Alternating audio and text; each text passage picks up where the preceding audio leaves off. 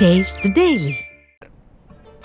இளநிலை மருத்துவ படிப்புகளுக்கான நீட் தேர்வில் 13,16,268 மாணவர்கள் தேர்ச்சி பெற்றுள்ளனர்.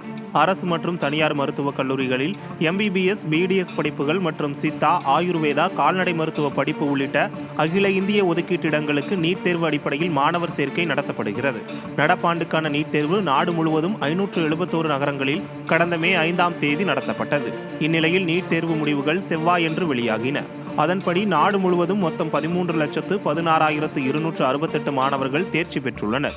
தமிழகத்தை பொறுத்தவரை இந்த ஆண்டு 1,52,920 பேர் தேர்வு எழுதிய நிலையில் 89,426 மாணவர்கள் தேர்ச்சி பெற்றுள்ளனர். தேசிய அளவில் தமிழகத்தில் 8 பேர் உட்பட 67 மாணவர்கள் 720க்கு 720 மதிப்பெண்ணுடன் முதலிடம் பிடித்து சாதனை படைத்துள்ளனர். நாமக்கல் மாவட்டத்தை சேர்ந்த 4 மாணவர்கள் 720க்கு 720 மதிப்பெண்கள் பெற்று அகில இந்திய அளவில் சாதனை படைத்துள்ளனர். அதேபோல் இளநிலை மருத்துவ படிப்புகளுக்கான நீட் தேர்வில் புதுச்சேரியில் 3,431 மாணவ மாணவிகள் தேர்ச்சி பெற்றுள்ளனர். 6,318 மாணவர்கள் தேர்வு எழுதிய நிலையில் 3,431 மாணவர்கள் தேர்ச்சி பெற்றுள்ளனர்.